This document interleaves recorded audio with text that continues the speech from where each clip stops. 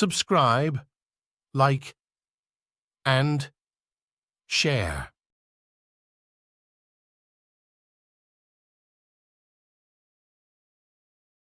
प्रियंका की शादी सहारनपुर के एक शहर में ध्रुव से हो जाती है। प्रियंका एक इंटीरियर डिजाइनर होती है और उसका अपना एक बिजनेस होता है। ध्रुव का घर बहुत ही साधारण सा दिखता है। उनके घर में हर चीज पुरानी और घर के हिसाब से बिल्कुल अलग होती है।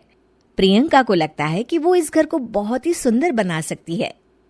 ध्रुव, ये घर बहुत ही पुराने तरीके से डेकोरेटेड है। अच्छा, मुझे तो नहीं लगता। कभी ध्यान दोगे तो लगेगा ना। ऐसा लगता है कि हम शहर में रहकर भी गांव में रहते हैं। अच्छा, तो इस दिवाली तुम्हारे मनपसंद कलर से पेंट करवा देंगे, ठीक है? ओहो, पेंट से क्या होगा? ये फर्नीचर इतना पुराना हो गया है, खुद कह देता होगा कभी तो, भगवान के लिए बदल दो, भगवान के लिए मुझे बदल दो। कुछ भी बोलती हो तुम प्रियंका। अरे कितना सुंदर लगता है ये सोफा। हाँ, साइज देखा है इस घर के फर्नीचर का। ऐसा लगता है घर नहीं गोडाउन है। मुझसे नहीं, मम्मी और पापा से बात कर लो इस बारे में। ये सब उन्हीं की पसंद का आया है। हाँ, तभी तो इतना ओल्ड फैशन है। कुछ कहा क्या? अरे कुछ नहीं। आप जाइए, ऑफिस जाइए। ध्रुव ऑफिस चला जाता है और प्रियंका अपनी सास से बात करने की सोचती है। मम्मी जी, मैं क्या सोच रही थी कि अगर हम इस संदूक को यहाँ से हटा दें तो काफी जगह बच जाएगी ना। हाँ, इसे हटा देंगे और सामान कहाँ रखेंगे? अपने सर पर? अरे मम्मी जी, आप ऐसी बातें क्यों कर रही हैं? देखिए ना, उसमें से एक भी चीज तो काम की है नहीं, तो क्यों ना हम उसे बेच दें। नहीं बहू, उसमें हमारे पुराने घर का बहुत ही अच्छा सामान है।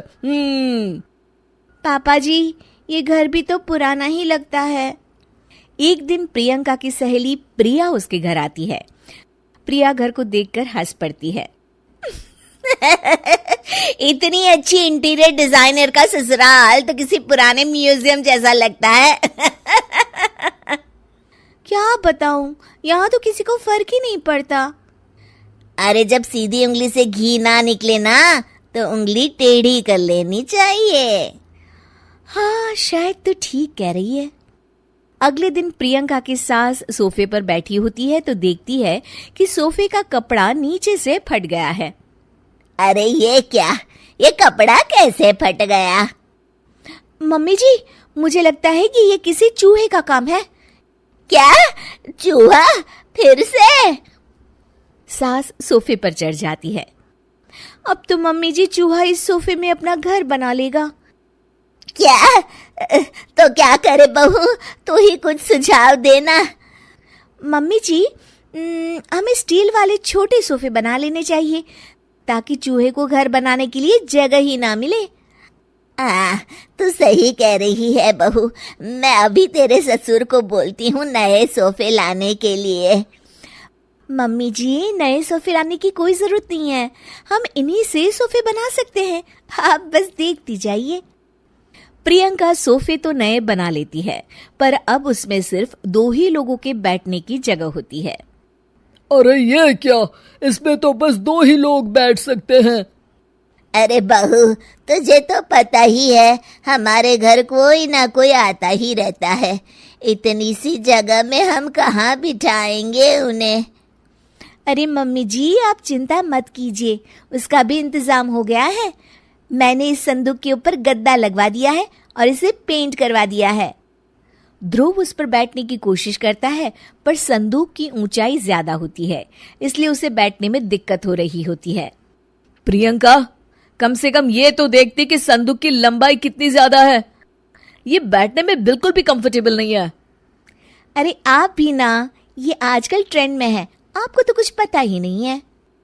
प्रियंका धीरे धीरे घर की पूरी काया पलट कर देती है। एक दिन प्रियंका के ससुर के कुछ दोस्त घर पर आते हैं।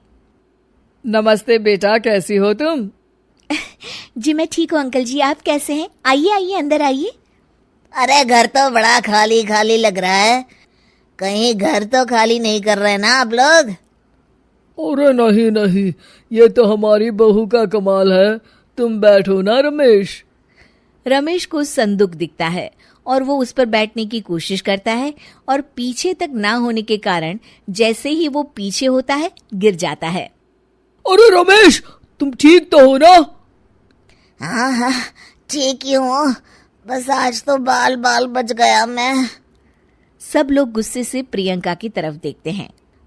अब रमेश अंकल को बैठना नहीं आता तो इसमें संदूक की क्या गलती है? नहीं बहू, गलती तो हमारी है जो तुझे घर का मेकओवर करने दिया। सही कह रहे हैं आप। बहू, तू हमारे घर को पहले जैसा ही बना दे। ठीक है, आप लोग गुस्सा मत होइए, मैं घर को पहले जैसा ही कर देती।